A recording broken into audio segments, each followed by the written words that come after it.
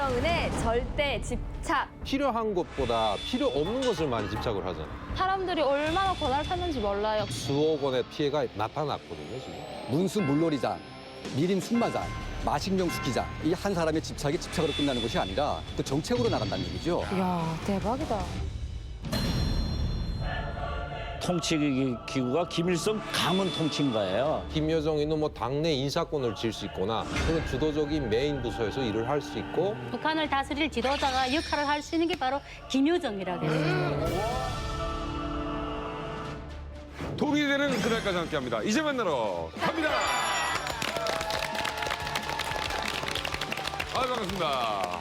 예, 이만갑에 오늘 아주 반가운 분이 찾아주셨습니다. 반마야. 아, 심현섭 씨.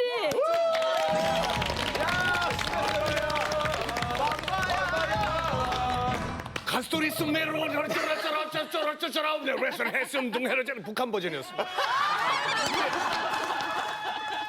우리 심현섭 씨가 정말 뭐 우리 개그맨 쪽에서는 뭐 가장 이 개인기로는 1시간 동안 할 수 있는 사람 젊은 층에서는 저분밖에 없어요. 이게 개그맨 후배지만 네. 정말 이런 개인기라든가 이런 재주 네. 너무 많아요. 그럼요. 너무 많은데 이런 사람들 대회 오래 못 가.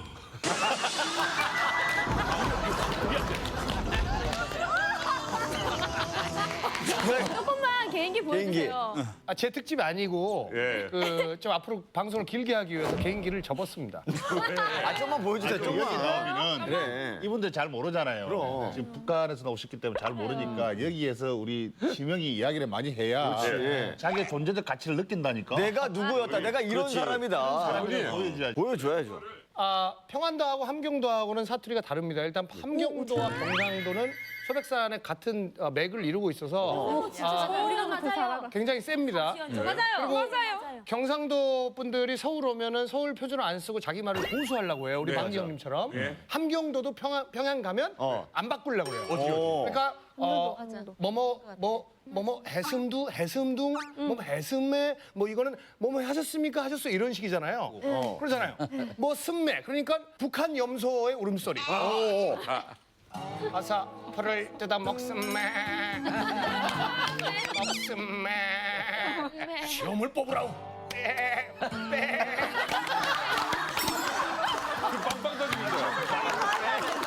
야, 주현 씨 왔어. 개그에 빠진 거야 지금. 아니, 나만 개그 안 재밌었는데 이건 진짜 재밌어요. 관계가 안 재밌었어요. 봐봐, 남한 개그의 부활을 네가 이끌었다. 통일되면 심현섭 씨가 최고 먹히는 개그맨이에요. 동물들이 종합검진 받으러 갔어요. 종합검진. 신났다, 신났어, 지금 신났어. 동물들이 종합검진 받으러 갔어요. 동물은 세계 어느 나라 다 똑같아. 내과에 갔어요, 돼지가. 아, 돼지가? 내과 선생이 어디가 아파서 왔어요, 돼지군? 그랬더니 돼지군? 여기 가리키면서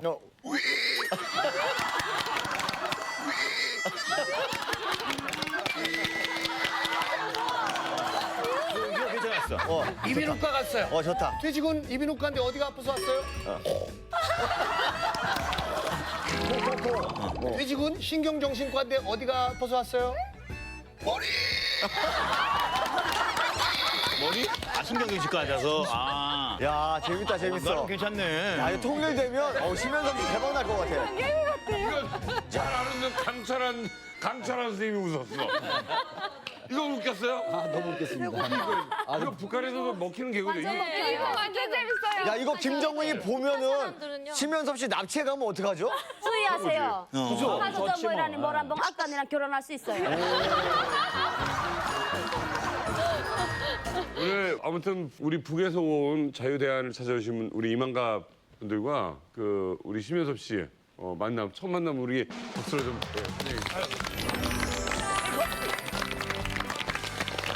자, 이만갑의 또 반가운 분이 찾아오셨습니다. 강원도 원산 호텔에서 일하면서요. 귀여운 외모와 상냥한 말투로 손님들의 마음을 사로잡은 그녀가 이곳에 오셨습니다. 새로운 탈북미녀 주다정 씨 소개합니다. 이름도 있다. 의상 아주 좋게 보이네요, 의상이. 그대로인데. 주석지 오셨습니까? 방금 전에 전화 받았습니다. 이번에도 전망적고 경치 좋은 7층 8호실로 안내해드리겠습니다. 네, 안녕하세요. 저는 강원도 원산에서 온 주다정이라고 하고요. 원산 내에서 제일 이동급에 가까운 호텔에서 근무를 했어요. 호텔에서 안내원으로 일을 했고요. 오늘 이만갑 시청자 여러분들께 호텔에 대한 모든 부분을 재미있고 상냥하게 많이 알려드릴게요. 많이 기대해 주세요. 감사합니다. 지금 막 이 옷을 입고 그냥 탈북하신 것 같아요. 그렇게. 너무 예쁜데요. 다정 씨, 그 호텔 이름이 어디예요? 개선여관이에요. 개선여관. 여관. 개선여관에서 입었던 그 네, 복장 그 그대로입니까? 그대로예요. 여관 되게 크네. 여관인데 저기 뭐야, 여관이에요? 여관이 아닌데? 되게 크다. 호텔급인데? 방이 몇 개나 되는 곳이에요? 350소. 확실히. 350? 네. 아, 근데 이제 여관이라고 부르게 돼 있는 네, 거죠? 그러니까 여기에서 여관이라고 보시면 되게 안 좋게들 보시더라고요. 근데 북한에서는 호텔은 뭐 평양의 뭐 고려 호텔이나 네. 유경 호텔 그 밖에는 다 여관이라고 보시면 되세요. 제가 일하던 개선 여관은 원산 강원도에서 두 번째로 간다고 보시면 될 것 같아요. 저기 위에도 근데 조국 호텔이라고도 또 써있어요. 아니요, 조국 통일이에요. 국통이. 통일이라고. 나이가 씨 나이 먹다 보면은 눈이 침침해. 안경 써. 어르신. 창피한 거 아니야. 개선 여관 안내원으로 일하셨는데 그러면 우리나라로 치면 뭐 호텔리어 뭐 이런 거랑 비슷한 건가요? 어떤 건가요? 그렇네. 호텔 리어 그러고 뭐 추가로 한다면 가이드, 네 가이드까지 했던 것 같아요. 네. 어떤 일을 하셨어요? 그러니까 저희가 제일 처음에 출근을 하면 인계를 받는 게 있어요. 뭐 밤이나 새벽에 전화가 오거든요. 몇 월 며칠 몇 시에 어느 기업서 뭐 당비서라던가 청년비서가 내려가니까 그 사람들을 받아라. 그 사람들에 대한 확인을 해라. 이렇게 내려와요. 제가 예를 들어서 뭐 29일 뭐 오후 2시 30분에 전화가 올 거야. 그 사람에 대한 전화가 올 거야. 네. 그러면 전화기를 받아야 되죠. 그러니까 그 전화기 때문에 하루 종일 반나절 동안은 전화기 앞에서 떠나지를 못하는 것 같아요. 네, 전화를 받아야 되니까 네, 그 전화 전화를 이렇게 보고 있는 거네. 전화가 오기를 기다리는 거죠. 근데 그 사람들 시간을 지키지 않나 보네. 안 지키는 경우가 많죠. 북한 사람들 시간 칼로 생각하는 사람 과연 몇이나 될까요? 만약에 그렇죠. 몇이나 될까요? 하시는 분들은 저희 홈페이지에 북한 사람들은 몇 명 정도가 시간을 칼로 지킨다. 아니 근데 다정 씨처럼 예쁜 분이고 다재다능한 분이 안내원이 있으면은 손님이 꽤 많이 올 것 같은데. 맞아요. 이 개선여관에는 주로 어떤 손님들이 오시는 거예요? 어떤 분이 오시냐면요. 이제 일반 사람들은 들어오지를 못해요. 거기 오는 사람들을 대부분 보면 한개 공장 청년비서 또는 뭐 시당의 조직비서, 도비서, 선전비서, 초급당비서 그런 사람들이 와서 업무 때문에 또는 일 때문에 스트레스를 풀려고 휴가, 가족들끼리 오고 그러는 것이었어요. 또 그러고 거기에 제일 중요한 것은 외국인들도 오곤 했었거든요. 중국 사람들이나 러시아 사람들이 많이 왔던 것 같아요. 오호. 그 호텔이 주로 보니까 북한에 있는 그 고위층 네, 간부들하고 그다음 외국인들 전용 호텔인 것 같은데 좀 이렇게 자기가 뭐 그런 권력이 있다 또 외국인이다 이렇게 해서 좀 진상 같은 사람들 있잖아요. 진짜 기억에 남는 한 가지 사건이 있었거든요. 함흥에서 검사분이 5명이 왔던 적이 있어요. 네, 그분들이 와서 2박 3일로 왔었는데요. 그중에 한 분이 지갑에 있던 돈이 없어졌다고 난리를 치시는 거예요. 근데 그중에는 뭐 직원들이 객실에는 들어갔던 사람도 없고 되게 난리를 치니까 그래서 직원들이 물어봤어요. 지갑에 얼마 정도 들어있었냐. 심지어 3,000달러가 들어가 있었대요. 네, 그러니까 누구도 본 사람이 없잖아요. 네, 본 사람이 없으니까 생각나는 대로 아마 말을 했나 보죠. 그래서 어쩔 수 없이 나중에는 돈을 갚아주고요. 네, 호텔에서 갚아를 줬어요. 말도 안 돼. 그러고 되게 난리 났어요. 그 시간대에 근무 섰던 사람은 진짜 청년동맹에 불려가서 3개월 동안 뭐 허상 비판하고 뭐 토론하고 비판받고 또 호텔 내 안에서는 뭐 각자 허상 비판하고 뭐 뭘 잘못해서 이런 난리가 나냐 막 되게 난리 났던 것 같아요. 그런 사건이 큰 사건이 있었어요. 야. 근데 그 개선여관만의 특별 서비스 그런 것 좀 있어요? 아, 서비스 당연히 있죠. 네, 어떤 서비스가 있었냐면 호텔에 묵는 사람들이 대부분 업무 때문에 스트레스를 받는 사람들이 되게 많으셔요. 네. 많으니까 뭐 전화를 해요. 전화를 해서 나 조금 이따 오락실에 내려갈 거니까 문 열어놔라 이렇게 전화를 하는 동시에 네 알았습니다 하고 전기를 다 넣어줘요. 왜냐면 여기는 뭐 1분 1초도 전기가 꺼지는 데가 없잖아요. 근데 북한에는 모든 시설에 전기를 다 못 넣어줘요. 전기 사정이 부족하니까. 해서 전화를 받으면 네 알았습니다 그러고 이제 전기를 넣어주죠. 전기를 넣어주면 뭐 오락실이라는 게 뭐 당구 또는 탁구, 볼링 뭐 그런 게 있어요. 배드민턴도 칠 수 있고 와. 그러고 또 구석에 보면 이제 한쪽으로 노래방 시설이 되어 있어요. 대부분 사람들이 노래방 시설에 많이 가셔요.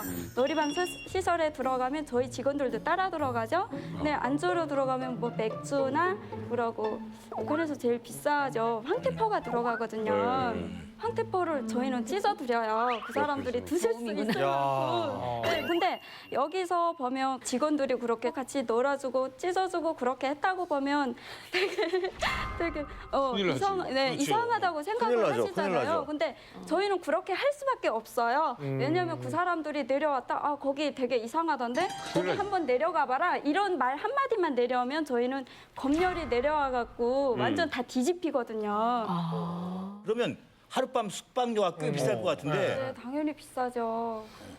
북한 돈으로 하룻밤 숙박비가 외국인인 경우에는 10만 원에서 13만 원이 가요. 근데 북한에서 쌀 1kg에 6천 원이거든요. 아, 진짜 비싼 거네. 네, 그러고 북한 사람들이 오는 경우에는 돈을 일체 안 받죠. 그 사람들한테서는 관광부들이니까. 네, 돈을 일체 안 받고요. 그 사람들이 가면 그 사람들에 대한 인원수만큼 확인서가 내려와 있으니까 그 확인서를 갖고 시당 행정과에 가요. 행정과에 가면 행정과에서 그 인원수만큼 뭐 돈이나 쌀로 주는 거죠. 그 값을. 호텔 얘기 재밌네. 재밌죠. 아침에 네. 조식 줘요? 조식? 당연히 주죠. 어떻게 나와요? 아메리칸 블랙버스트 있나요? 아니요, 그런 건 아니에요. 이제는 없지. 그럼 뭐 줘요? 뭐 아침에는 그냥 가볍게 뭐 밥이나 뭐 외국인 같은 경우에는 뭐 샐러드, 뭐 샌드위치 같은 그런 빵. 네. 와, 좋다. 샌드위치인데. 아 근데 북한에서 외국인도 오신다고 했는데 사실 북한에서는 주민들이 외국인과 대화하는 게 금지돼 있잖아요. 네. 그러면은 외국인들에 대한 어떤 안내 지침이 따로 있어요? 네, 있어요. 외국인들이 이제 호텔에 일단 왔다, 뭐 네. 외국인들이 묵는다 이렇게 하면 그 시간대에 근무하는 사람들은 외부 접촉이 금지돼요. 네. 외부 접촉이 금지되고 이제 심지어 가족들까지 연락을 못하고 저희가 이제 뭐 심심하면 슈퍼에 가서 뭐 껌을 산다던가 뭐 과자를 산다던가 그러잖아요. 네. 그것도 막아요.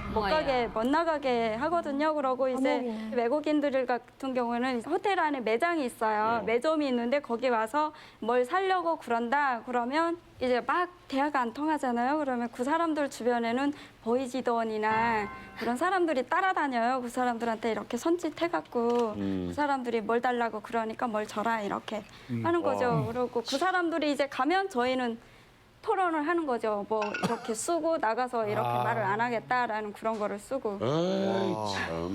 근데 우리나라 같은 경우도 호텔에 취직하기 참 어렵거든요. 학력도 좋아야 되고 외모도 좋아야 되고 언어도 뭐 영어는 기본으로 해야 되고 3개국 정도 해야 되는데 그럼 거기에 개성 그 여관에도 취직하려면은 그럼 뭐 어떤 그 들어가기 참 힘들어요. 스펙 쌓기 힘드는데. 백이죠. 아, 백. 백으로 들어가야 된다. 간단하구나. 네. 집에 아버님 좀 백이 좀 셌습니까? 네, 아빠 백으로는 못 들어갔고요. 고모가 호텔 지배인하고 되게 친분이 가까웠어요. 그래서 고모가 내 조카 좀 하나 받아줘 이렇게 고모 아니, 그 한마디. 시험 자체가 없어요, 시험이? 네, 시험 거기 직원들도 100% 다 백이죠. 저희 주다영 씨, 우리 이만갑 식구들 중에 네. 야 이 정도 되는 사람이 우리 그 여관에서 일했으면 최고였겠다는 분이 있어요. 혹시 여기서? 네, 여기 정말 이쁘신 분들이 너무 많으신 것 같아요. 진짜 여기 계시는 분들이 호텔의 직원으로 일했으면 아마 진짜 평가가 너무 좋았을 것 같아요. 아, 안 되죠. 우리 명성희 씨가 거기서 황태 찢으면서 와 노래하고 노래. 노래 부르고 오, 최고지. 유현주 씨가 아포디언 치고.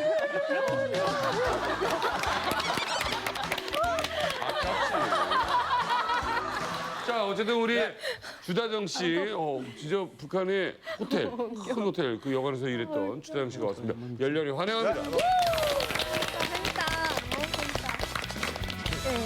오직 이만감에서만 들을 수 있는 특별한 북한 이야기. 오늘의 주제 공개해주세요. 북한을 지배하는 검은 힘, 김정은의 절대 집착. 예. 오늘 정권 5년 김정은이 자기의 체제를 완성시키기 위해서 절대로 포기할 수 없는 것들이 있다고 합니다. 김정은이 정말 절대적으로 집착하는 것들 무엇인지 오늘 낱낱이 파헤쳐보도록 하겠습니다. 여기 옆머리 아닐까요? 연말의 전발. 집착하는 거 우리끼리 생각할 때, 어떤 게 있을까요? 저는 뭘 집착할 때? 너무 이게 리얼로 제가 생각을 해서 그런지 예. 제가 저기 김정은이 항상 절대 집착하는 게 예. 핵 아닌가, 핵.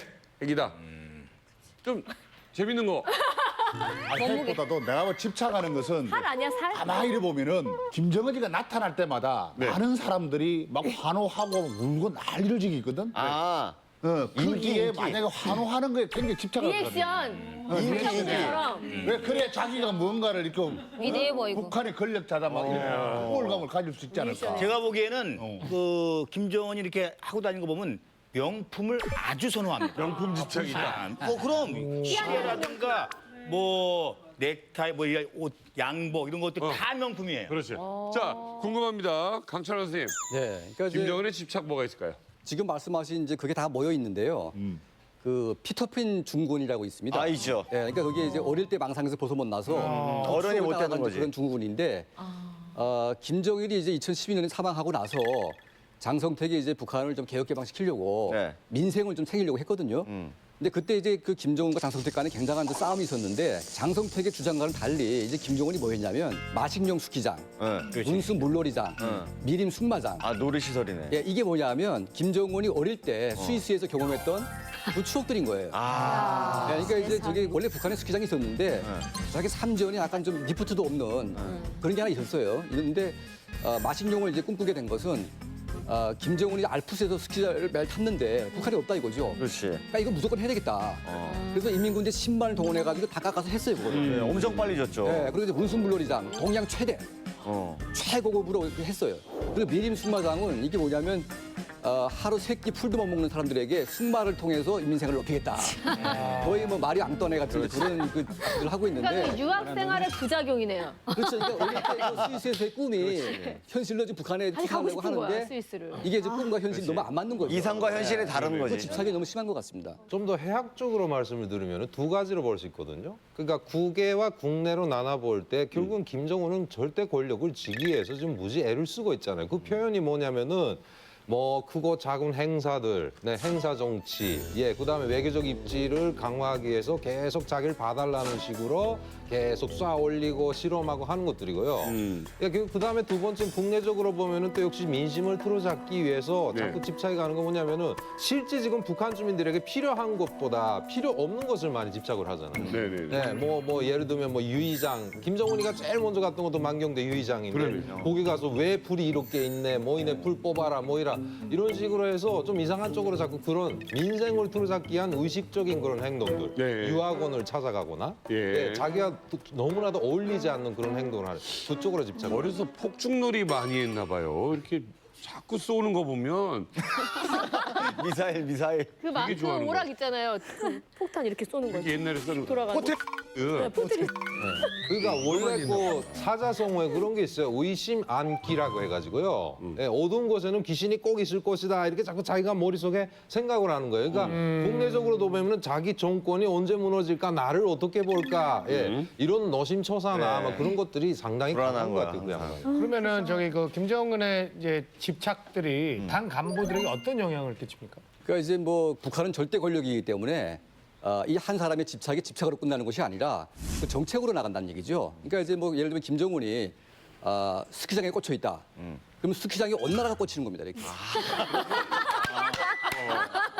실제로 그랬어요. 이제 그 스위스 정부가 그 리포트 수출을 이제 금지시켰어요. 왜냐하면 이제 뭐 똑같은 스키장이긴 하지만 북한의 스키장은 이제 그게 일반 이민들을 위한 것이 아니고 정말 특권층을 위한 그 외국인들을 위한 이제 그런 사치품이기 때문에 중단시켰거든요. 그래서 김정은이 무슨 말을 했냐면 이 리포트를 떼오는 사람에게 용충을 주겠다. 그래가지고 어느 나라 간부들이 리포트 떼오려고 난리 쳤어요. 그러다가 어떤 간부가 중국에서 어떤 공원에 있는 걸 떼왔어요. 이게. 떼왔는데 그게 너무 기뻐가지고 김정은이가 처음으로 올라갑니다. 타고. 제일 처음으로. 저걸 중국에서 떼온 리프트예요? 저겁니다. 예. 야. 저 김정은이 저 스키장 건설하는 동안에 네. 거의 그 바쁜 와중에서도 매달 갑니다. 매달.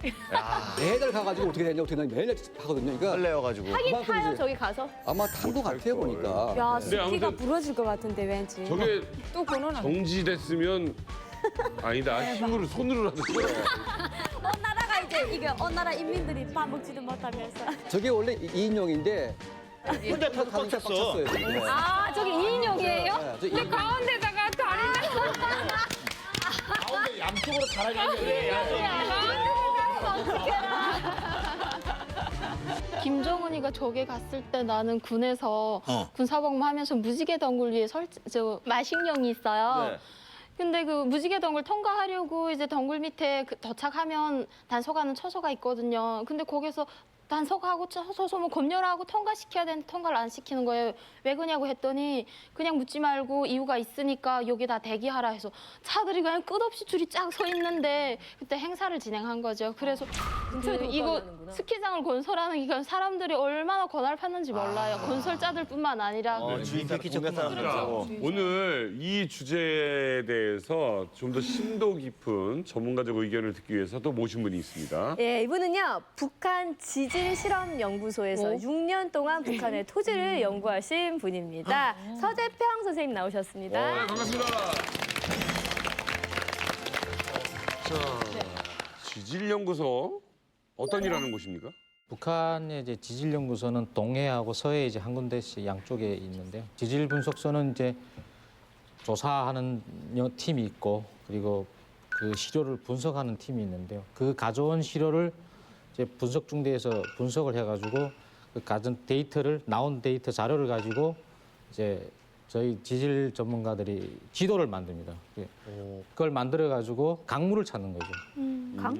그 지질도를 놓고 이제 분석하다 보면은 전문가들이 견해에 보면은 이런 환경에는 이런 강물이 이제 생성할 수 있고, 석탄이 있으면 석탄이 있을 수 있고, 그리고 또 이런 강물에는 금이 생길 수 있는 확률이 있고, 뭐 동이 생길 수 있는 확률이 있고, 그래서 그런 의견들이 합쳐지면 이제 땅을 더 이제 파재 끼든가 시추를 더 하든가, 필요하면 갱도를 투입하고 그런 해서 강산을 찾아내죠. 아니 근데 선생님 북한에는 뭐 아시겠지만 이 천연 자원이 상당히 풍부한 나라인데 그 중에서 지하 자원이 풍부하지 않습니까? 근데 제가 듣기로는 이제 북한에 히토리라고 배터리. 저 휴대폰에 들어가는 그 배터리 매장량이 엄청나다고 들었는데 그 사실입니까? 근데 그 북한에는 이제 히토리도 많고, 근데 이제 자료가 공개를 안 하죠. 이제 북한 자원 중에 이제 공개를 안 한 것이 이제 몇 가지가 있습니다. 방사성 원소에 속하는 그런 물질들하고, 야 대박이다. 그리고 이제 그 특수금속에 속하는 뭐 티탄이라든가 그런 여러 가지 또 있고, 마지막으로 이제 그 원료에 관한 요 세 가지는 공개를 안 하고 이제 비공개로 또 이제 비밀에 속해가지고 하는 건데. 아 근데 아니 솔직히 많긴 많은가요? 뭐 남한에서 이제 그 북한의 자원을 평가한 것이 7천조 정도, 7천조 정도로. 7천조요? 말도 안 됐다. 선생님 그러면 솔직하게 팁을 조금만 주세요. 만약에 통일이 된다, 이제 통일이 될 거잖아요. 네. 그러면 어느 지역이 대박 날 조짐이 있는지 제가 핫하냐고 핫. 통일되는 순간 바로 가려고요. 그게 남한에서도 일정하게 알려진 지역인데요. 그 2006년도에 이제 우리 대한민국 통일부가 북한에다 이제 자원개발 특구를 함께 하자고 지정한 지역이 있어요. 어디죠? 여기가 이제 함경남도 단천이라고 있습니다. 단천. 마그네슘. 그 단천에는 그 마그네 사이트라고 내화벽돌을 만든다든가, 그리고 여러 가지 이제 화장품 개발하는 데도 쓰고, 뭐 로켓 그 합금속을 만드는 데도 쓰고, 상당히 이제 그 많이 쓰이는 강물인데요. 그게 세계 1위 매장이에요. 40억 ton 정도 매장되어 있는 것이 단천이고. 단천에. 그리고 또 동아시아에서도 굉장히 그 손꼽히는 강산이 이제 아연 강산이라고, 검덕 강산이 있고, 또 우리나라가 전량 수입을 하는 린해석이라고 있습니다. 그것도 이제 단천 동암에 또 강산이 있고. 그래서 7,000조 정도 묻혔는데 그 반 정도가 이제 단천지구에 매장돼 있다. 와, 3,500조 이상이 거기에 묻혀 있는 거예요. 굉장히 요 정보는 방송으로 안 내보내고 우리 식구들끼리만. 풍계리에 대한 이야기 좀 해주세요. 왜 풍계리에서 이렇게 실험들을 하고? 예. 그 풍계리는 이제 함경북도 이제 길주에 속하는 곳인데 그 핵실험 했을 당시에 여러 가지 그 오염을 방지할 수 있는 지층이라든가 그게 보장돼야 되는데 거기가 이제 화강암, 구둔 안반 지역이고 두 번째는 거기에 그 산 기맥이 워낙에 높다, 그 험악하다 보니까 그 주변으로 원래부터 사람이 살지 않았습니다. 소위 북한식으로 보면 무인지경이 많아요. 그래서 거기 핵실험하기에는 가장 적합한 지역이고 그리고 비밀도 보장되는 지역이고 그래서 풍계리가 그 북한에서 핵실험하기엔 가장 그 좋은 조건을 갖춘. 허재평 선생님께 질문 드리겠습니다. 네. 북한 지질분석연구소에 대한 지원이 넉넉하게 많이 들어가는 편입니까? 지질이나 이제 광산 부분은 군대 다음으로 상당히 많은 재원이 들어가야 이제 효과를 보는 것이고 그리고 그 효과는 금방에 나타나는 것이 아니고 10년, 20년 지나야 이제 효과를 나타내는 부분입니다. 그래서 국가적인 차원에서 볼 때는 엄청난 많은 재원을 투입하는 곳이기도 합니다. 근데 연구원들에 대한 대우는 처우는 좋은 편입니까?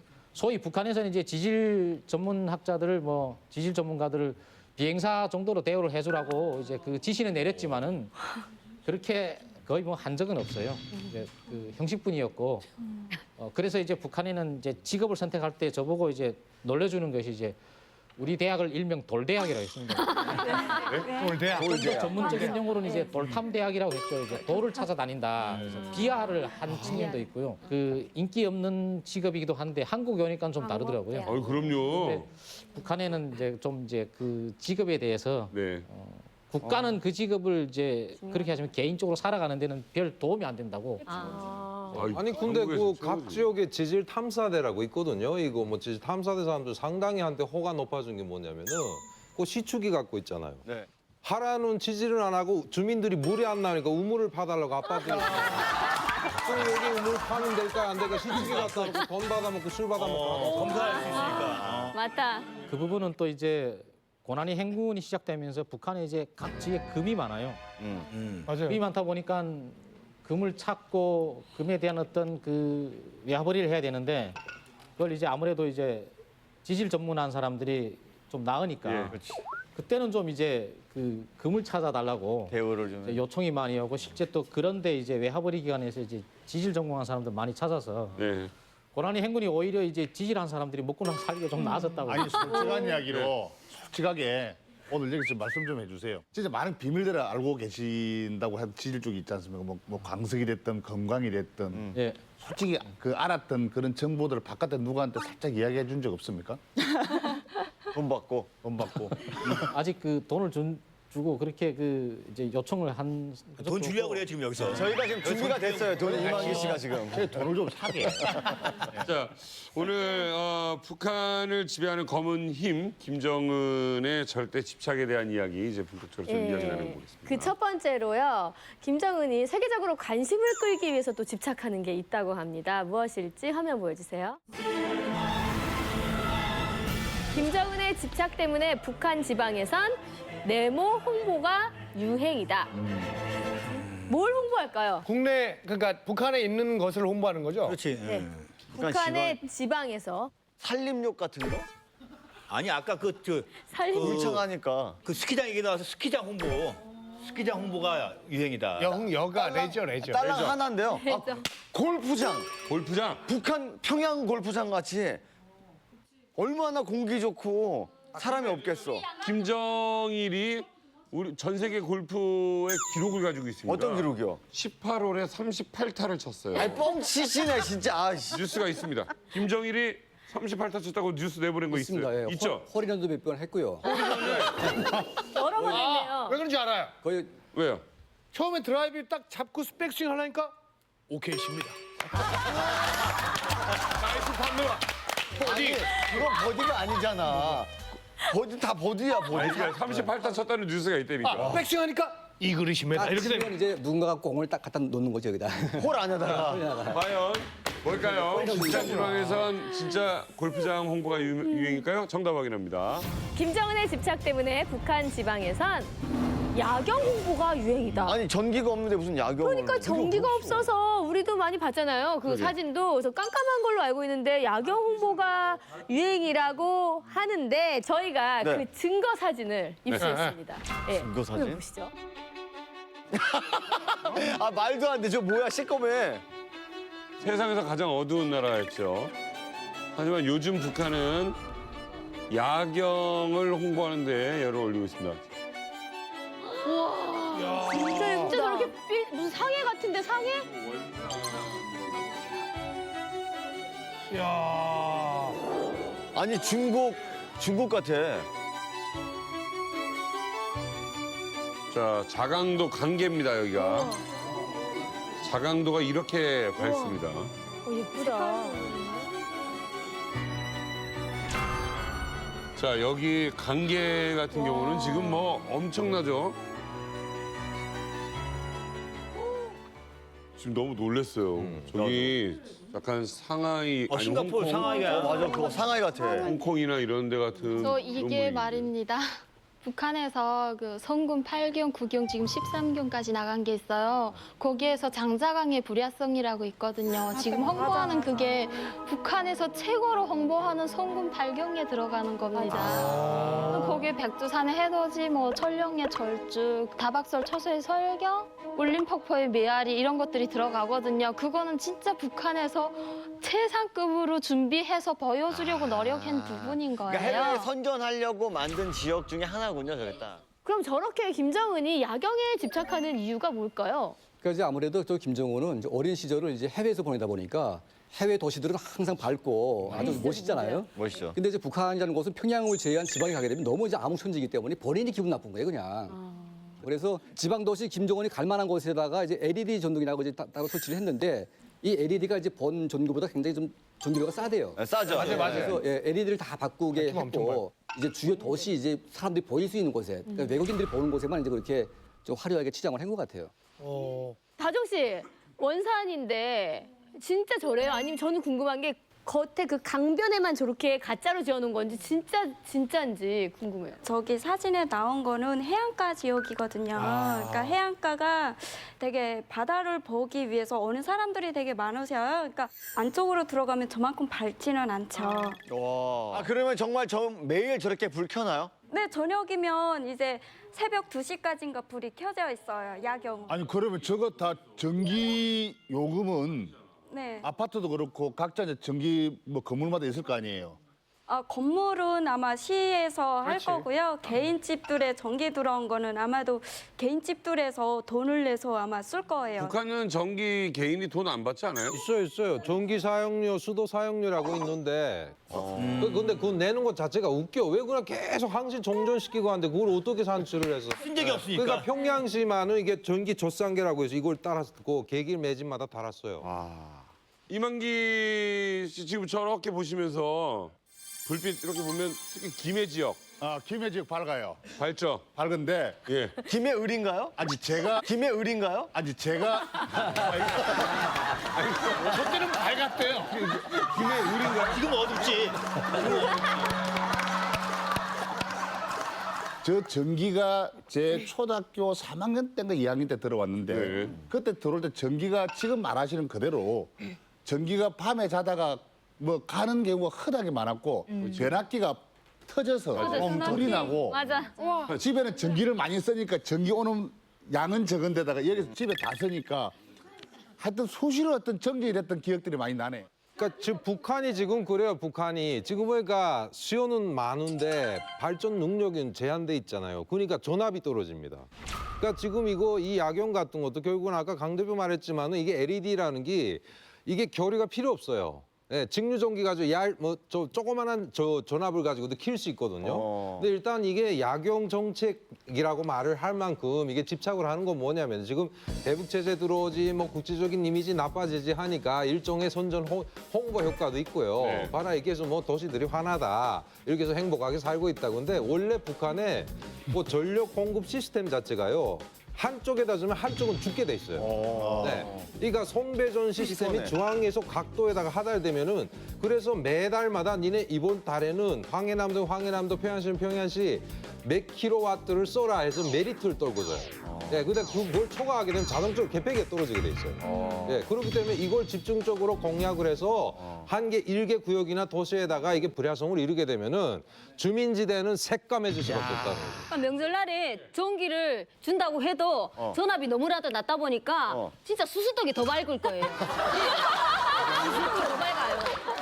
근데 더 중요한 거는 그 배낚기인데 동선 있잖아요. 우리 국경연선 같은 거는 배낚기를 하루에도 몇 대씩 걸어가요. 그러면 거기에 있는 동선을 이제 밀수해서 팔거든요. 그래갖고 배낚기가 있어봤자 계속 동선 털리기 때문에 안 달아? 사람들이 무서워갖고 경비를 서요. 그걸 뜯어가? 네, 그걸 뜯어가요. 자, 그러면 우리 아메리카노 지금 불빛 어떻습니까? 김정은이 올라서면서 각도 시당 책임이서 군당 책임이었는데 지시를 떠는 게 너 이 길거리를 방거리를 야경을 하지 못하면 무조건 자동적으로 너 그 자리를 내놔라 했어요. 네. 그래서 연선을 밝히는데 그걸 어떻게 했는가? 가장 중요한 것은 주민들의 내설이 약탈을 했어요. 중성이 외화 자금으로 해가지고 자시문 자, 약초문 약초 딱 치는 대로 해서 중국에다 그 사람들 밀수를 해서 그 전기를 들여오는데 가장 중요한 것은 태양열 전등을 가지고 온 거예요. 네. 그걸 보면은 김정은이 인지도를 높이기 위해서 젊은 사람이 올라서니까 이렇게 방거리부터 달라지는구나. 그다음에 우리가 이 자본주의로 가는 길을 이렇게 서서히 가는구나 하는 걸 주민들한테 확산을 시키는 거예요. 네. 그렇다면 우리 이소연 씨, 그 군대는 밝아요? 아니요. 저녁마다 그 전기불 안 주기 때문에 여군들이 길거리에 나가서 곱게 인사를 하고 무연 휘발유 반병만 주십시오. 한 병만 주십시오. 앵벌이 했어요. 아니 그러니까 왜냐면 이 부대 이제 서치도 비춰야 될 때도 있을 테고 필요한 전기가 있잖아요. 군대는. 네. 그거를 여군들이 나가서 앵벌이 하는 거죠. 한 병만 주시라요. 네, 한 병만. 예. 그럼 그러면- 뽑아줘요 또? 근데 대체로 화물차 58호 화물차 아저씨들은 좀 잘 뽑아줘요. 승리호 58.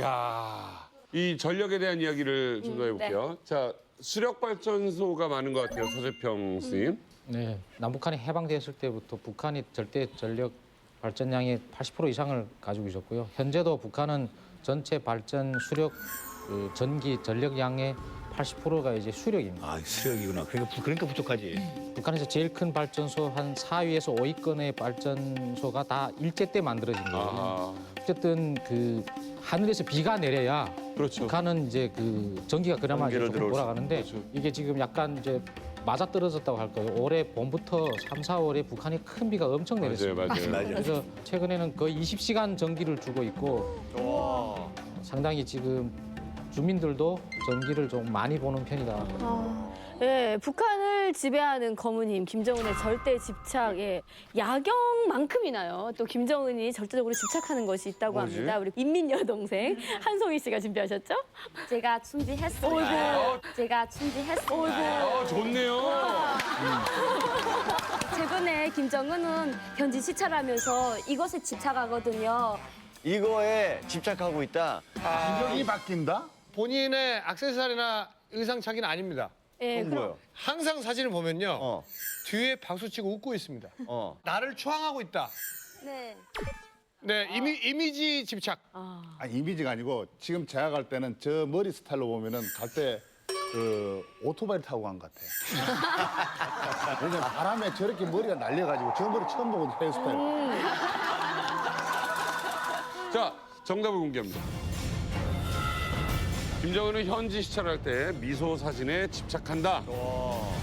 김정은이가 지금 현지 시찰할 때 항상 미소 짓잖아요. 미소. 네, 미소 짓는 거는 자기가 스마일. 막 사람을 죽이는 그런 독한 사람이 아니라 이미지. 부드러운 어버이 이미지가 있다. 이거를 이제 상기시키는 거예요. 그래가지고 그 우리 사우스포 동무들이 한번 영상 보고 판단해봤으면 좋겠습니다. 영상 보여주시죠.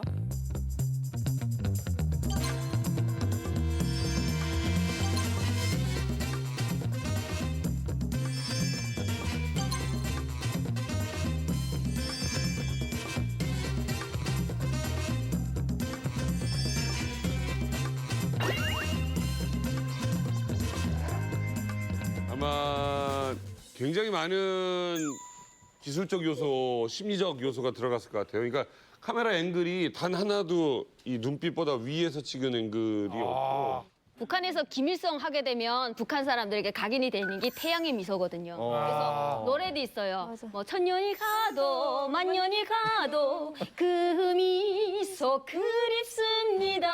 항상 김일성에 대한 미소. 그러니까 난 김정은은 모든 것이 처음부터 김일성 흉내를 내서 왔잖아요. 그러니까 계속 웃는 거지. 네, 그러니까 이거 전담 팀이 있어요. 이게 촬영을 해서. 근데 예전에 가장 찍기 힘들었던 사람이 김일성인 거예요. 헛불이 있잖아요. 혹 때문에 안 나오게. 그거를 캠프라즈 하기 위해서 상당히 애를 먹었다고 하더라고요. 근데 일단 보면은 이런 미소 자체도 이게 정책화해서 이게 자꾸 보여준 거. 북한에서는 김 부자를 다 아버지라고 하잖아요. 네. 그러니까 민심을 잡기 위해서 아버지의 인상을 항상 밝기 때문에 그런 식으로 해서 미소에 숨겨진 뭔가 미소로 인해서 자기의 본성을 감추기 위한 거죠. 이명선 대표님, 옛날에도 김정일도 계속 웃고 있었나요? 그렇죠. 그러니까 이제 미소 얘기가 나오지만 근데 김일성이가 스탈린한테 첫 손을 봐가지고 스탈린에게 요 사람을 북한 대통령 만들어라고 찍은 가장 매력을 느낀 것이 김일성이 항상 얘기하면서 웃는 거예요. 이렇게. 그러니까 스탈린이 이 사람이 성격이 맑겠다 해가지고 그때 됐거든요. 그러니까 김정일이나 여기 김정은에도 지금 보니까 상당히 웃는데 대체 그 집안 내력이 이렇게 항상 얘기할 때는 웃으면서 얘기하는 친근감주. 이게 약간 위선이잖아요. 사실 엄청나게 김일성도 그렇고 김정일도 그렇고 자기네들이 그 위에 올라가기까지 많은 사람을 죽였잖아요. 지금 김정은도 그렇고. 근데 그거를 인민들한테 속이기 위해서 나는 그렇게 잔혹한 사람이 아니다라는 걸 지금 표현하는 거죠. 그러니까 저 사람들이 이렇게 평상시에 웃고 하하 호탕하고 그러지만 자기를 반대하거나 위해를 가하면 순식간에 호랑이보다도 무서운 그런 폭력을 가하거든요, 저게. 웃으면서 죽인 거 아니야. 그렇죠. 오히려 우리가 일반적으로 뉴스를 보더라도 그 김정은이가 현지 시찰을 제가 볼 때 제일 많이 다니는 것 같아요. 네, 많이 다니죠. 그러니까 아까 저기 갔던 데가 자라 공장이 하나 있었는데 그 한 몇 달 전인가 거기 가가지고 당비서하고 그 지배를 막 욕을 바가지로 했어요 그때. 바가지로 한 다음에 그 두 사람은 총살됐습니다. 왜 잘못했는데요? 김정일 시대 때 평양시 민들에게 자라를 먹이기 위해서 세워놨는데 엉망진창이라고 이제 욕을 막 했어요 그때. 해가지고 두 명을 죽이고 난 다음에 또 간 거거든요 그래가지고. 그러니까 한 손에 피를 잔뜩 묻혀놓고 막 이렇게 웃잖아요 이게. 그 김정은이 현지 지도가 일반 그 자기 선대 통치자들하고 좀 다른 점이 또 하나 있으면은 그 아주 즉흥식. 그 북한식으로 보면 약간 암행의사식이라고 할까요? 갑자기 가는. 작년 이때 나진에 엄청 그 수해가 났어요. 아파트가 막 절반이 물러져 나가고 몇 개 마을이 이제 사라져 버렸는데 한 달 지나서 김정일이 갑자기 나진으로 현지 시찰 나왔는데 현지에는 나선 시당 책임이서도 모르게 온 겁니다. 저는 암행의사식 그 현지 시찰이 김정일이가 부쩍 많이 하고 있다. 근데 제 생각엔 그 이유가 내가 어디에 간다고 통보하면 혹시라도 모를 암살이나 테러 같은 게 또 무서워서 그런 게 아닐까요, 김정은이? 그것도 있고요. 예전 김일성이는 앉아서 밑에 사람들의 보고만 듣고 오다 보니까 허위 보고가 많았어요. 네, 간부들이 자기 욕먹기 싫고 죽기 싫으니까 김일성한테 자꾸 속였었어요, 진짜. 예. 김정일은 그때 당시 상황에서는 정권이 그러다 보니까 군대에 치우칠 수만밖에 없었고요. 그러니까 김정은이는 그걸 알잖아요. 알기 때문에 불의에 들이치는 것도 있고 그다음에 대상과 지역이 또 달라요. 김일성 시기 같은 거는 상당히 김일성이 가장 많이 만난 사람이 농민들이거든요. 네, 김일성이 농사밖에 몰라. 그다음에 애들을 많이 만났어요. 근데 김정일이는 군대를 많이 만났어요. 그러니까 김정일 시기 특징이 뭐냐면은 감나무 초소라고 해서 요군 그 바닷가 초소에 가가지고 요군들한테 가가지고는 야 니네 이렇게 살갗이 타면은 시집이나 어떻게 가겠니? 그러면서 사랑의 선물 그림을 줬다는. 네, 뭐 그런 거가 이야기인데. 어쨌든 그 암행이 보이기 위한 거라는 건 분명한 게 지금 우리가 저 사진을 봅니다. 예, 그렇다면 이제 보이게 한 홍보 전략 중에 하나인 건데요. 자, 여기서 또 준비한 게 있습니다. 현재 시찰을 다닐 때마다 우리 미소 사진에 집착하는 김정은이 최근에는 말리마 속도전을 독려하는 선전 노래에도 집착한다고 합니다. 과연 어떤 노래인지 화면 보여주세요.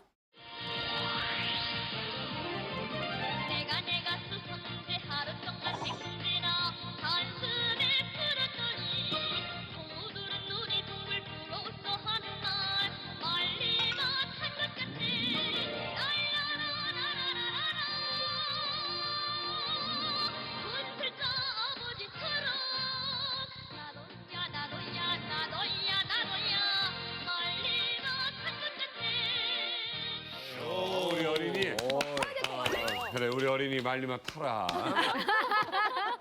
저 보니까 진짜 선전 쪽에 가까운 저런 것을 하면서 애들한테 희망을 주는 것 같아요. 네. 아, 선전선동용이죠. 개몽이 개몽. 그러니까 북한에 그런 말이 있어요. 한 발의 총알은 한 사람의 심장을 뚫지만 한 곡의 노래는 천만인의 심장을 움직인다. 그러니까 나 그 말도 안 되는 노래지만 자꾸 부르고 듣고 하다 보게 되면 나도 모르게 세뇌가 맞아, 된다는 맞아. 거예요. 그러니까 거짓말도 반복적으로 듣다 보게 되면 진짜 같잖아요. 맞아. 그러니까 나 저기 말리말을 막 나도 탈 거야 하잖아요. 막 급하게 빨리 너 공부 200문제 풀어야 돼. 왜 그래 하는데 이 노래 자꾸 들리게 되면 그래 말리말 탄 기상으로 난 이 문제를 풀어야 돼. 정당한 예. 그래, 세뇌야. 예전에는 천리마 날개도 친 천리마 뭐 이런 노래가 있었어요. 근데 그 김일성, 김정일 시대처럼 김정은 시대도 역시 그런 시대를 걸쳐 오는 그대로 지금 가고 있는 거예요. 저는 이렇게 집착하는 이유가 좀 우상화와 그리고 체제 유지를 위해서 선전하는 데 좀 더 그 효율적인 수단이라고 저는 생각하거든요. 그리고 예전에는 방송을 많이 그 보급을 안 했는데 지금은 김정은 시대에 들어서면서 야외 방송 설치를 엄청 많이 했어요. 그래서 이렇게 신곡이 출시되면 나오면 그걸 주민들이 그냥 배우지 않아도 자연히 알 수 있게 방송으로 계속 불어대는 겁니다. 네. 우리나라 같으면요 새벽에 이렇게 우리가 이제 잠을 깨는 노래가 있었어요. 우리도 이제 개몽을 하려고. 뭐였지? 새벽 종이 울렸네 새 아침이 밝았네 너도 나도 일어나 새 아침을 만드세. 자 이런 게 있었습니다. 북에서는 어떤 게 있었습니까? 젊어서 고생 굶주고 못 사 그 어디 비길서냐 너와 함께 나의 청춘 조국에 바쳐가리 이런 노래가 있어요. 알았어요. 그러니까 아침에 햇빛이 아름답다고 내가 우리의 이름을 조선이라 불렀네 이처럼. 맞아요. 이것도 그 중에 하나예요. 맞아요. 그런 거. 또 동요 같은 거. 나타났다 미국 매대 나타났다 미국 매대 우리 악녀야 그런 거 있어요. 진짜 있었어요. 많아요. 노래에서. 그러니까 이게 미국 그 목표가 이렇게 총을 쐈더니 저기 떼구르로 굴러간다. 자, 어쨌든 뭐 이 북한에서는 어린아이 때부터 사실 뭐 세뇌한다는 건 익히 알고 있었지 않습니까? 근데 이제 시대가 바뀌면서 천리마가 말리마로 바뀌고 이렇게 변화까지 있다는 걸 알 수 있었습니다. 네, 상식을 뛰어넘는 김정은의 집착들에 대해서 이야기를 나누고 있습니다. 자, 다음 주제는 또 어떤 걸까요? 화면으로 만나보시죠. 측근보다는 핏줄. 김정은은 백두혈통을 위해 김여정의 내모까지 관리한다. 아, 이건 내가 볼 때는 뭐예요? 이게 동생이니까 네, 건강까지 진짜 관리해야 될 것 같아요. 건강 관리. 건강 관리. 그 중에 건강. 뭘 관리? 남편, 남자. 남자친구. 남자. 남편이 있지 않나? 자, 정답은 과연 뭘까요? 측근보다는 핏줄. 김정은은 백두혈통을 위해 김여정의 남자까지 관리한다. 관리된다 진짜. 최고네. 그러니까 원래 나쁜 남자들이 자기 여동생 자기 같은 남자 만날까 봐 관리를 하더라고요. 네, 아니 네. 남자까지 정말 관리를 하나요, 김선생 선생님? 네네 맞습니다. 지금 뭐 이게 뭐 정확한 팩트는 없지만은 일단 능이 그럴 수밖에 없다는 거죠. 뭐 단둘이잖아요. 네, 그 믿을 게만 그거 축구도 못 믿고 형제밖에 없기 때문에 김일성 종합대학 졸업생으로 키가 117.8에다가 그다음에 외모도 준수해야 되고 그다음에 인민군대 다시 말해서 군에도 갔다 와야 돼요. 이런 기준을 내놨다고 해요.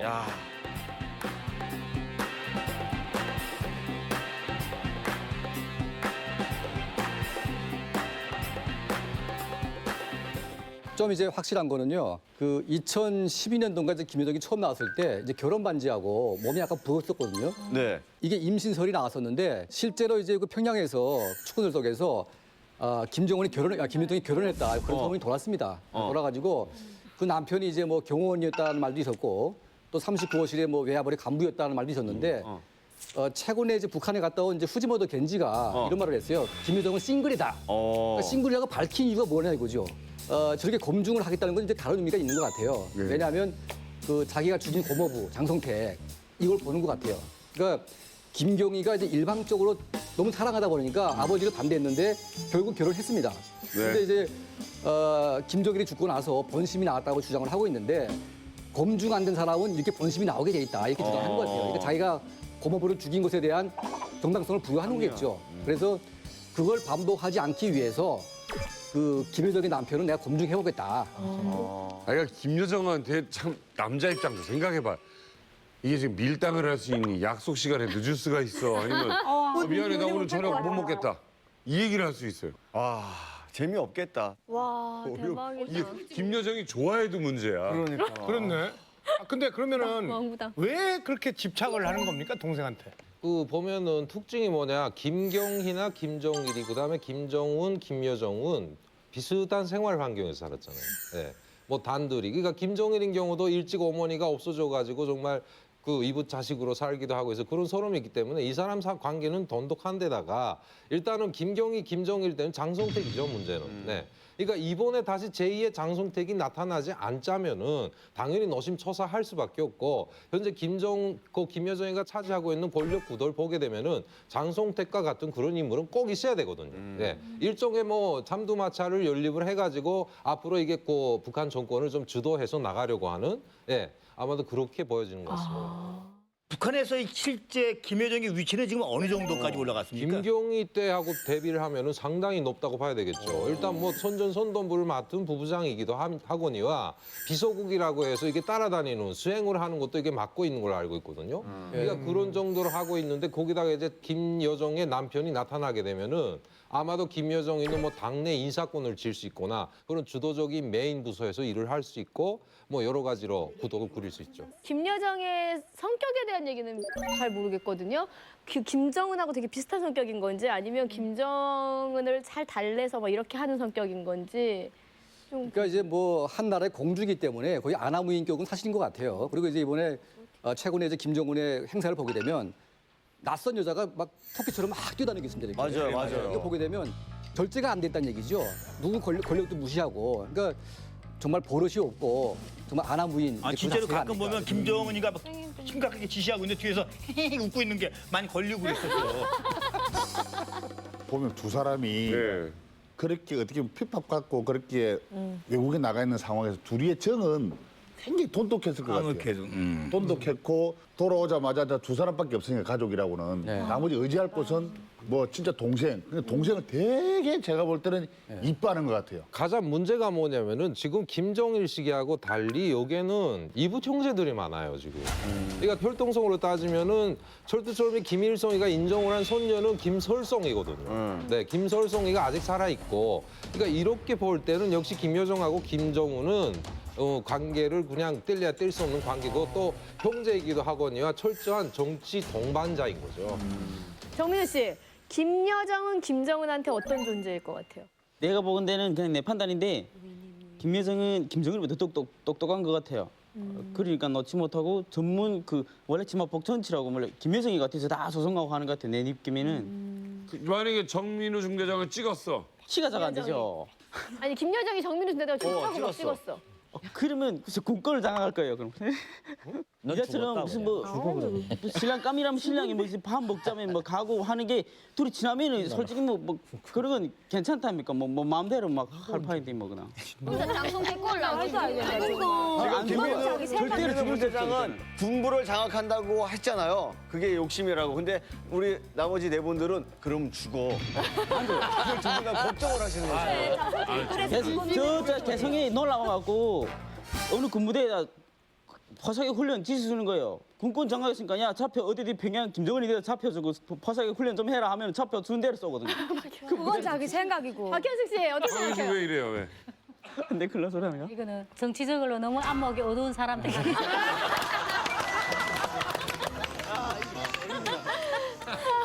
김정일이 이렇게 살아생전에 이야기한 게 있어요. 나의 뒤를 이을 정치 이렇게 우리 북한을 다스릴 지도자가 역할을 할 수 있는 게 바로 김여정이라고 했어요. 근데 김여정이가 머리가 엄청 좋고 군사적으로 놓고 볼 때 너무나도 해박하다는 거예요. 김정은이는 공부를 못하고 그래서 독재적인 그러한 게지만은 그래서 김여정이는 단지 치마를 들었다는 걸로 인해서 지금 현재 김정은이 밑에서 이렇게 보조자 역할을 하는데 가장 중요한 것은 이제 우리가 지방에서부터 모든 일이 있을 때 이렇게 그런 게 이제 숲에 올라가거든요. 뭐 이렇게 할 때 문건이 올라가는데 김여정이 일단 다 조사를 해요. 다 조사하고 김정은한테 원래 보낼 것만 보내요. 그러니까 아무튼 모든 정보에 접근할 수 있는 그런 힘은 있는 거잖아요. 네, 그렇죠. 그러니까 이제 그 권력의 정점이 누가 있는데 이 사람한테 편하게 접근할 수 있는 사람이 김여정밖에 없습니다. 그렇지. 그러니까 이제 간부들이 김여정한테 입김을 넣게 되면 그 말이 들어가거든요. 그렇죠. 그러니까 이제 김여정의 그 파워라는 게 엄청나게 큰 겁니다. 지금. 그렇죠. 예. 어떤 서류 보여줘. 그랬더니 이거 기밀이라 안 됩니다라고 못하는 거 아니에요, 김여정한테는. 아라 씨가 만약에 그 위치에 있다면 어떨 것 같아요? 저는 일단은 잘생긴 남자 다 세워놓을 거예요. 그것도 이 컨셉별로. 아 오늘은 이런 옷 입었으니까 이 남자가 어울리네 이러면서 그냥 그러고 싶어요. 생각만 해도 너무 좋아. 주현 씨는 만약에 그 위치라면 어떡할 것 같아요? 김정은의 자리를 노릴 것 같아요. 와, 역시 조용히 있더니. 와. 그럼 서태후도 그렇게 했잖아요. 만약에 은하 씨가 그 자리에 있다면 탈북할 거예요. 탈북할 거예요. 탈북 안 할 것 같은데 그 자리면. 네. 아니 자기 오빠랑 같이 부모를 탈북. 죽이는데 언제 동생을 안 죽이겠어요? 사랑하는 남자 때문에 오빠의 등에 섰다면 김정은은 충분히 자기 동생도 죽일 만한 사람이라고 생각해요. 오빠가 절대 원치 않은 남자랑 남자랑 만약에 만나겠다 그러면 진짜 네. 그냥 두겠느냐? 탈북이 답이에요. 탈북이. 탈북을 오빠랑 같이 하면 웃기겠다. 아무튼 뭐 네. 지금 보니까 김여정에 대해서 이명수 선생님 짧게 한 말씀 부탁드려요. 그러니까 이제 북한의 김여정 문제가 아니고 북한은 통치 기구가 김일성 가문 통치인 거예요. 그러니까 지금 김여정이가 큰 역할을 한다고 보이지만 사실적으로는 아주 가문 통치로서는 취약한 겁니다, 이게.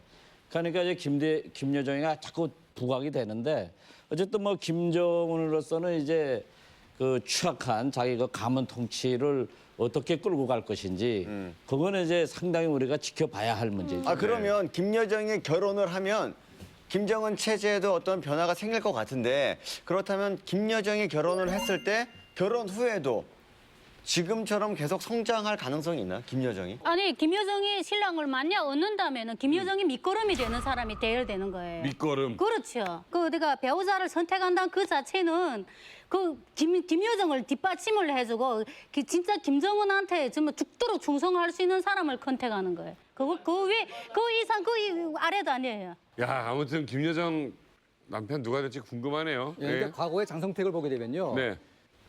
김정일이 장성택을 굉장히 관리를 많이 했어요. 몇 번 죽이려고까지도 했었고. 그렇죠. 그러니까 그만큼 이제 뭐냐면 장성택의 인물이 워낙 출중한 측면도 있고 사람 관계가 되게 좋아요. 그러다 보니까 김정일에게 뭔가 말을 할 것들을 장성택이 다 부탁을 하죠. 그러다 보니까 권력이 굉장히 커집니다. 그러니까 이 커지는 권력을 계속 치면서 여기까지 왔는데 앞으로 김여정의 남편도 그렇게 될 거예요 아마. 되는데 문제는 이제 그 장성택이 같이 뭐 개혁 개방으로 간다든지 또 김씨왕조를 뒤집어 엎는다든지 그 축구에서 할 수 있기 때문에 아마 김정은의 입장에서는 그 남편을 어떻게 고르는가에 따라서 그렇죠. 자기 운명과 관련됐다고 저는 보고 있습니다.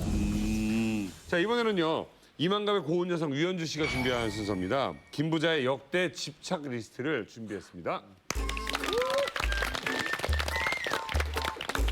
안녕하십니까. 이만갑의 고운 여성 유현주 보도원입니다. 오늘은 저와 함께 북한 김 부자의 집착들을 한번 알아보자요. 먼저 김일성이 생전에 집착했던 것 고조 무엇일까요? 바로 음악 명상 되겠습니다. 음악 영상. 맑은 소리, 고운 소리. 이만갑의 음악은 유현주 아니겠습니까? 맞습니다. 젊은 피를 수혈받을 정도로 장수를 꿈꿨던 김일성.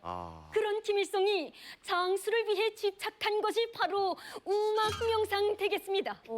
김일성은 장수의 방해 요인인 스트레스를 해소하기 위해 음악 명상을 즐겼다는데요. 그중에서도 특히 북조선 인민들이 직접 녹음해서 보내준 백두산의 눈보라 소리를 즐겨 들었다고 합니다. 김일성이 이 소리를 얼마나 좋아했는지 자신이 만년필에서까지도 녹음된 음악이 흘러나오게 할 정도였다는데요. 고조 인민들의 앓는 소리는 안 들렸는지 궁금하구만요. 이번에는 김종일이 생전에 집착했던 것 고조 무엇일까요? 멍멍 애완견입니다.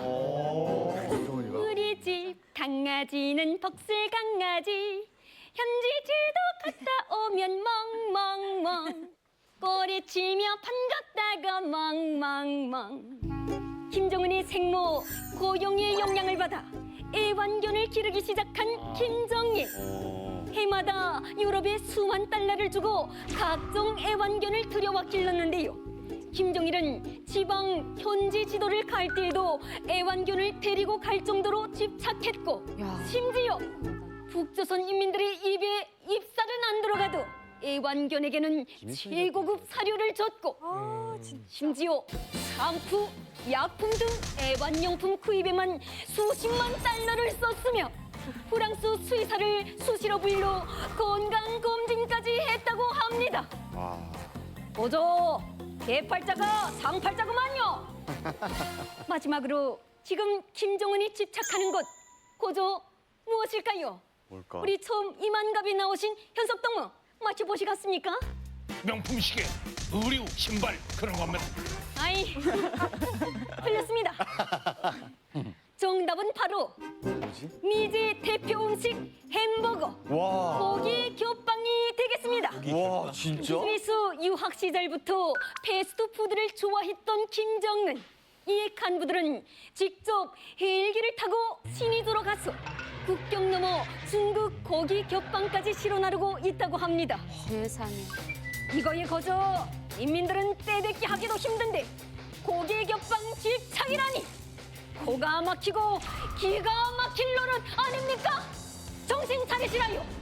지금까지 김 부자의 역대 집착을 알아본 리만갑의 기똥차게 고운 여성 유현주 포도원이었습니다.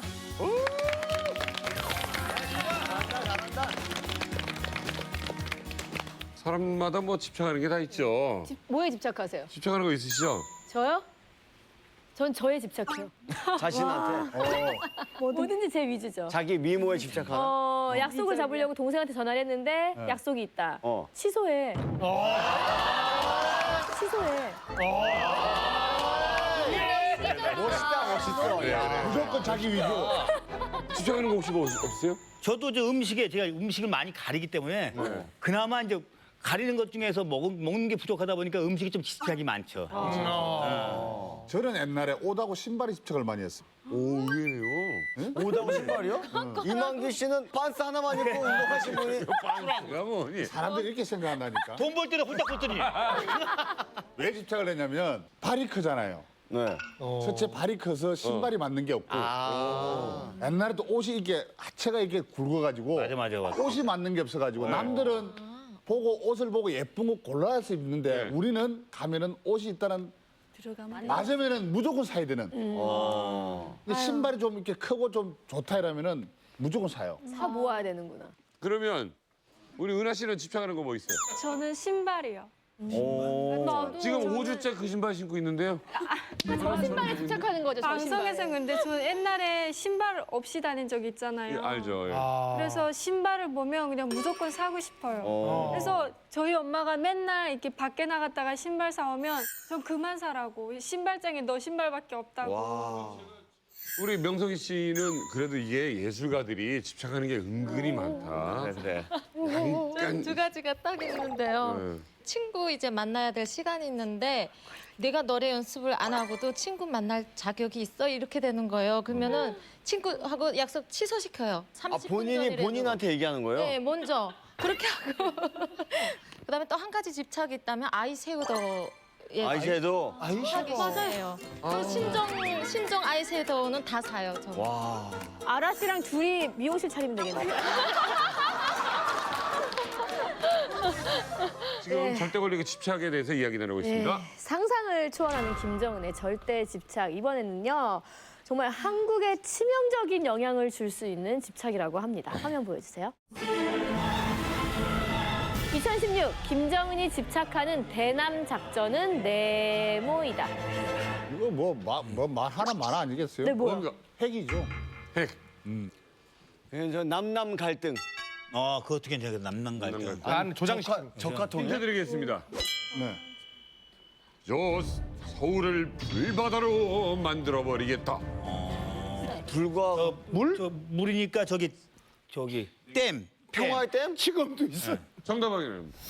2016 김정은이 집착하는 대남 작전은 서울 물바다 작전이다. 물바다. 야, 우리 어릴 때 이거 돈 냈잖아요. 홍강댐인가 그거잖아요. 네, 물바다 작전이 뭔가요, 이소연 씨?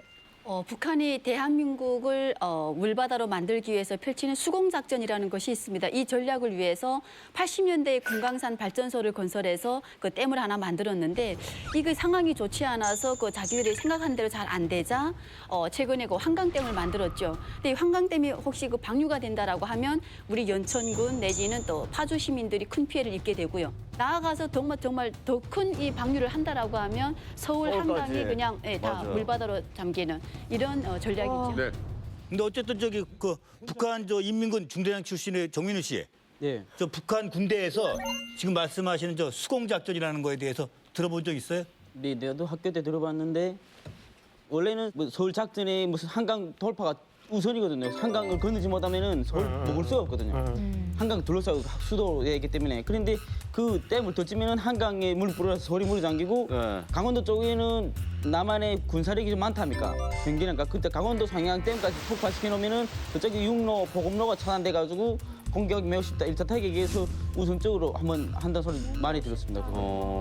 아니, 그러니까 그 공항산댐 제가 이제 잠깐 말씀드리면 원래 85년도 남포관문 건설이 끝나면서 현재 북한의 공항산댐 있는 위치가 그렇게 댐을 크게 지으려고 설계했던 건 아니에요. 그런데 그거를 김정일에게 보고하는 과정에 이것이 조금 더 물을 좀 더 잡으면 전쟁이 일어나면 수공작전으로 활용이 가능하다는 게 보고가 된 거예요. 그러니까 이제 그때 김정일이죠. 야, 그거 흥미 있다. 얼마를 물을 잡아야 되냐 하는 얘기가 나와가지고 지금처럼 원래 물이 전기를 생산하고 계속 남쪽으로 흐르게 설계했던 거를 완전히 남쪽은 막아버리고 물을 거꾸로 동해 쪽으로 흐르게 설계를 한 거예요. 그러니까 그 물이 이제 전쟁을 터뜨리면은 한강 뚝을 넘게 돼 있는 겁니다. 자, 오늘 그 서재평 선생님한테 좀 여쭤보겠습니다. 그 아무래도 뭐 북한의 뭐 지형이라든가 뭐 이런 것도 많이 연구를 하셨었으니까 그 북한에서 이런 걸 실제로 전기 때문이 아니라 전략적으로도 악용하기 위해서 이렇게 만드는 겁니까? 그 금강산 댐이라고 하는 이제 이마댐은 80년대 이미 서울 수공을 할 목적으로 저수지 북한 여기선 댐이죠. 북한이 이제 저수지라고 하는데 이마 저수지를 이제 건설을 하는데 북한에서 가장 그 건설을 잘하는 소위 뭐 안피득 소속 공병 부대들을 애거 투입을 해가지고 사람이 떼를 지어서 거의 뭐 언제를 쌓다시피 했죠. 그 작전이 바로 이제 서울 이제 수공 작전인데 뭐 일시에 수문을 연다거나 전시에 되면 폭파시켜서 여기 지금 한강 맨 수위가 북한강 상류에 있는 강원도 창도군인데요. 네. 거기서 이제 방류시키면은 이제 그 강원도를 통해서 경기도로 이제 서울 종착지인데 지역에 그 40억 톤을 방류시키면은 끝내는 이제 서울 지역이면 그 수위가 한강 수위를 넘어서 가지고 그러더라고요. 서울 불바다로 충분히 시킬 수 있는 계산하에 이제 그걸 했었죠. 했는데 한국에서 그 건설하고 있는데 한국에서 이제 평화의 댐이라고 그 수위 그 물을 방류시킬 수 있는 물을 거의 막아낼 수 있는 댐들을 이제 건설하기 시작했죠. 그 밑으로. 그러다 보니까 사실 수포로 돌아갔는데 그때 만약 그런 작전들을 지금도 만약 한다면 굉장히 위험한 거죠. 아니, 저는 항상 의문이었어요. 그게 진짜 그렇게 막 63빌딩에 며칠까지 잠긴다 막 이런 뉴스가. 예. 과연 어떤 이야기일까요? 물바다 영상으로 준비했습니다.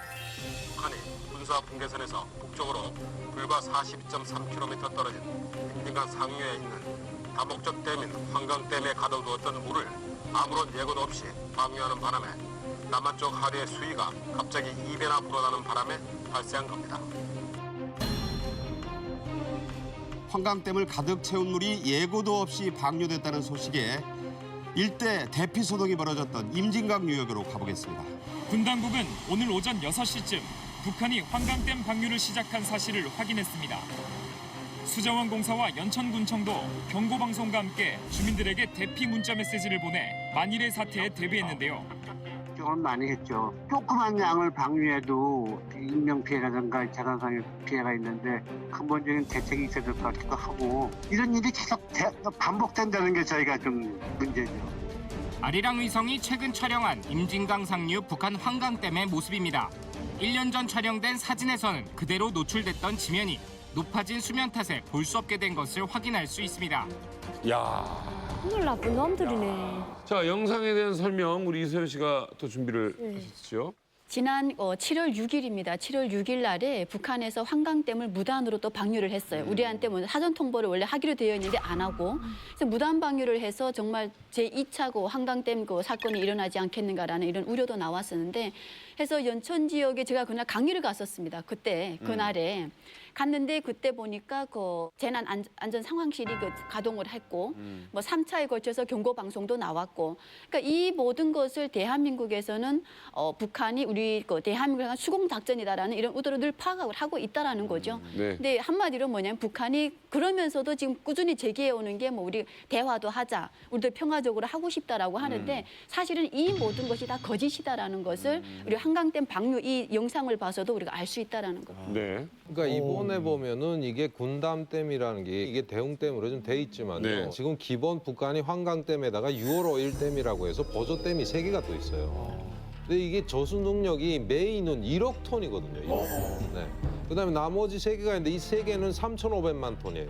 근데 이제 군담이 7,000이거든요. 근데 군담 바로 앞에 있는 것이 3,500이에요. 그러니까 능히 대응을 할 수 있다 이렇게 돼 있지만은 올해처럼 이렇게 폭우가 많이 와가지고 이 1억 톤 조수양이 거의 만수 찼다고 하면은 동시에 이 4개를 다 터뜨려요. 그럼 당연히 효과가 커지는 거죠. 그리고 2차 타격이 뭐냐면 이게 단순히 그 방류를 하는 것뿐이 아니라 여기다가 이자처럼 뭐 독극물이라든가 이자처럼 그런 지뢰라든가 2차 타격이 능히 강하기 때문에 이번에 이걸 가지고 상당히 예민해졌던 것 같고요. 김정은이 지금 보면은 김정일식이 세워졌던 그런 전략 예, 묻혀져 있는 그런 전략을 다시 끄집어내가지고 지금 재검토를 하고 있는 것처럼 예, 지금 시기적으로 그렇게 좀 이번에 잠깐 비가 많이 왔던 거는 상당히 우리한테도 좀 위험했던 것 같아요.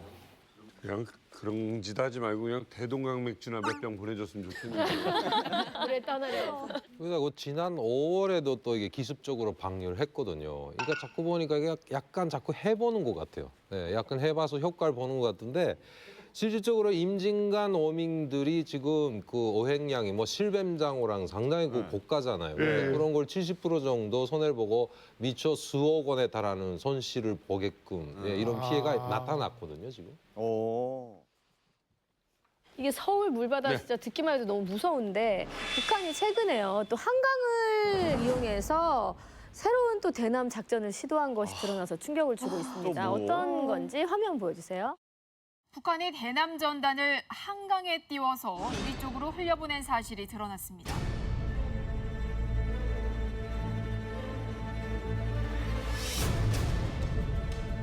우리 군이 경기 김포 지역 인근을 정찰하던 도중 비닐봉투에 담긴 대남 전단을 발견한 것은 지난 22일.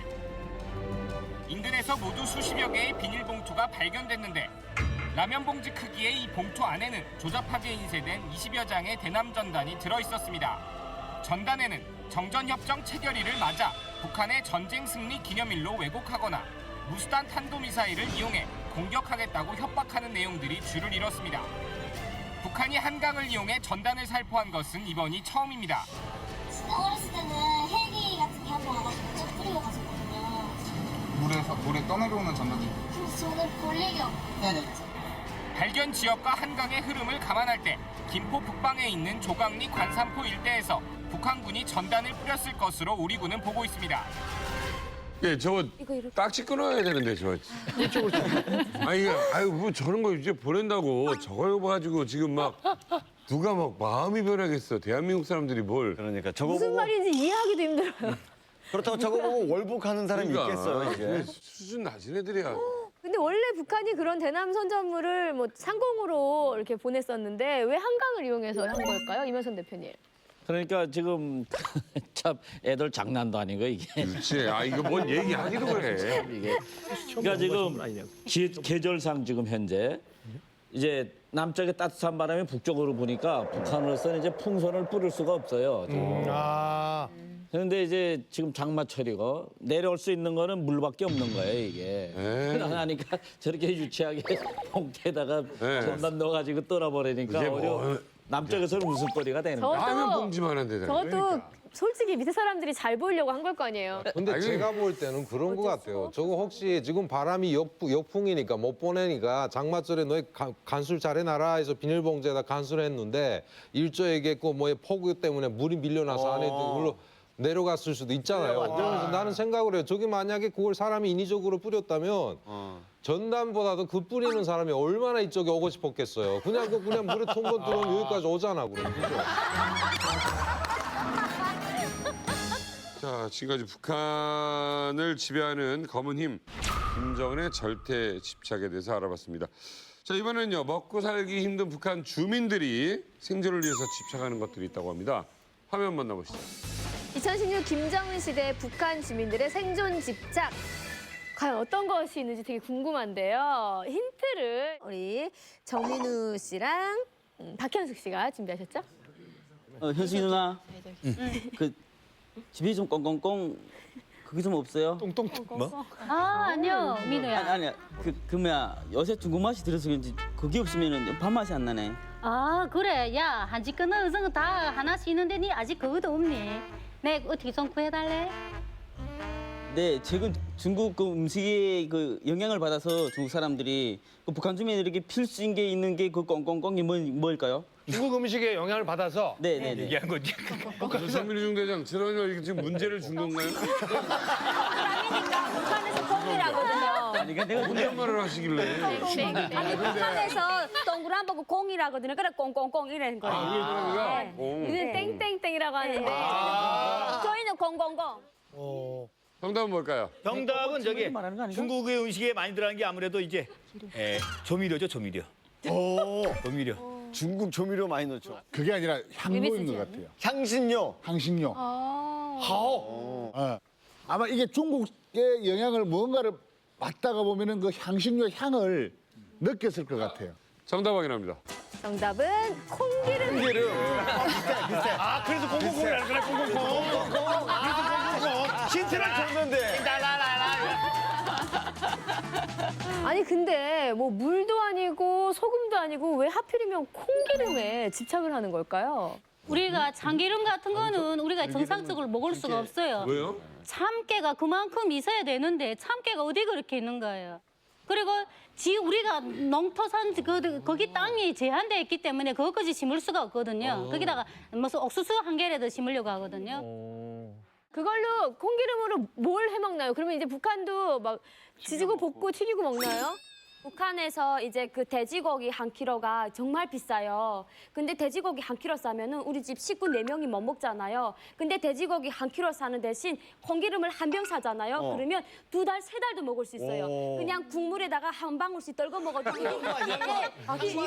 기름기가 있기 때문에 먹어도 넘어가는 게 옥수수밥이 깔깔하지 않거든요. 매끈매끈하게 넘어가기 때문에 그거를 콩기름을 그래서 뭐라니 주민들이 요구를 해요. 우리처럼 이렇게 계란 후라이하고 이럴 때 하는 게 아니라 기름을 먹기 위해서. 제가 북한에 있을 때 콩기름이 정말 귀했었어요. 저희 집은 정말 귀했었거든요. 그래서 한번 그 어떤 추억이 있는데 그러니까 아빠랑 같이 살 때는 진짜 기름이 너무 아까워가지고 닦아 먹으면 기름 그게 없어진다고 일부러 생기름 그냥 국이랑 다 데웠을 때 마지막에 이렇게 넣었었거든요. 그래야 많이 퍼지니까 기름 그게가. 그래서 한 번은 새엄마가 그러니까 진짜 정말 보기 드문 그 콩기름을 한 병을 이렇게 딱 가져온 거예요. 그래서 너무 좋으니까 저는 그거를 그러니까 새엄마랑 다 나가 있을 때 난 잘한다고 생각하고 그냥 가만히라고 있는 거 반병 정도 다 붓고 밥을 팍 달달달달 다 볶아버린 거예요. 그냥 기름이 막 드르르 흘 정도로 그래갖고 막 엄청 막 저는 그거 다 먹었어요. 아이고 지금 먹으라면 먹겠어요? 못 먹지. 지금 못 먹죠. 예. 군대에서도 마찬가지였어요, 중대장? 네, 군대에서는 돼지 한 마리 잡으면은 돼지를 그 비기는 골라서 기름만 이렇게 짜거든요, 처음에는. 그래서 그걸 이렇게 식히면 굳어지거든. 굳어지지. 예, 그걸 이렇게 쇼트님. 예, 그거 국물에다 이렇게 한두 숟갈 넣고 꼭대기 좀 기름 뜨면은 그날이 명절인 거예요. 예, 그다음엔 한때는 그 US 그 뭐야 유행기름. 같이 그 기름 샘말과 기물 같아요. 근데 기름이에요. 근데 먹으면 맛이 안 맛도 안 나요. 맞아, 근데 맞아. 그것도 기름이라고 그 데려오면 그걸 국물에다 이렇게 놔주면 명절 완전. 야. 저희는 그 북한에서는 기름 많이 먹는 게 잘 사는 하나의 표징이거든요. 그 저희 집은 좀 잘 살다 보니까 이렇게 5kg짜리 한 통을 한 달에 먹었어요. 오. 또 튀김도 자주 해 먹고 반찬에 기름을 그냥 막 몇 숟가락 막 국자로 막 퍼넣고 이렇게 먹는데 못 사는 집은 한 1kg로 한 달도 먹고 하는데 한국에 오니까 기름을 많이 넣으면 안 좋대요. 저 처음에 와서 요리를 하는데 기름을 많다 그냥 막 쏟아 놓고 했거든요. 이 접시 밑에 기름 이만큼 깔리게 했어요. 그러니까 놀라는 거예요. 이렇게 안 먹는다. 이렇게 하면 그 무슨 채소 영양분이 안 나와서 뭐 섭취도 잘 안 되고 소화도 안 되고 안 좋다고 안 먹는 거예요. 그래서 우리는 없어서 먹는데 못 먹는데 여기서는 그러니까 건강 생각해서 오히려 안 먹는데요. 야. 그러면 하나 좀 물어봅시다. 대한민국에 왔어요. 주다정 씨. 마트에 갔어요. 장을 보러. 나는 기름을 사고 싶어. 카놀라유, 올리브유, 올리브유. 많아요. 어땠어요, 기분이? 저는 처음에 마트에 갔는데요. 목적은 이렇게 뭐 북한에서 먹던 국에 익숙이 돼갖고 기름을 사러 갔거든요. 기름이 굉장히 많은 거예요. 분명히 기름인데 이걸 뭘 사야 되는지 모르겠는 거예요. 네. 그래서 제일 먼저 손이 갔던 게 북한의 기름하고 비슷한 노란 색깔 기름이 있더라고요. 콩기름. 그거를 사갖고 왔는데 나중에 사람들이 말하는 게 이 기름은 잘 안 먹는 기름이야. 막 이렇게 말씀을 하시더라고요. 네.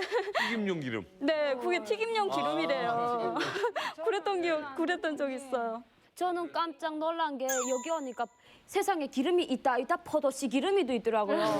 그래다가 올리브 무슨 포도씨 그래갖고 너무 놀라갖고 올리브라는 건 이 얼굴에다 이렇게 살살 바르는 게 줄 알았거든요. 올리브유? 그래갖고 일단 그 한 병 사고 보면 이 포도씨 기름 어떻게 먹는 거니까 뭐 나물도 메어 먹을 수 있고 가지가지 먹는다요. 그래 이게 솔직하게 맛있어야 하니까 맛있다 그래 포도씨 얼마 된다고 해서 그거 기름을 짜요 하니까 글쎄요 저도 모르겠어요. 여기서 나오니까 판매를 해요 이러더라고요. 그래 참 희한한 동네다 했어요. 올리브유는 건기름 아니에요? 네? 올리브유는 건기름 아니에요? 올리브는 올리브고. 열매에서 나왔죠. 올리브 열매. 아, 주현 씨. 진짜 몰랐어요? 올리브유가 콩기름하고 다른 건? 저는 북한엔 건기름밖에 없으니까 왜 이름이 올리브유지? 올리브 처음엔 그게 기름인 줄도 모르고 어디 이렇게 기계 안 돌아갈 때 치는 뭐 마선이 안 돌아가면 치는 그런 기름인 줄 알고 집안에 와서 엄마 왜 집에 반찬 해야 되는데 기름이 없냐고. 개봉줄 기름. 네, 그런 기름인 줄 알았거든요. 이게 말이에요. 저희 거 아니거든요. 사모님께서 오시면 항상 믿음과 플라스틱은 여기 왜 이렇게 어렵단 말입니까? 올림픽은 한국말이에요. 대한민국에 올림픽 대로랑 있어요. 핵노제 낄끼빠빠 낄낄이란 건 웃는다는 소리인데. 빡빡은 뭘까? 이 세상 군부업과도 바꿀 수 없는 내 딸아. 어느 한시도 너를 잊은 적이 없구나. 지옥의 땅에 두고 고향에 둥진 이 아빠를 부디 용서해라.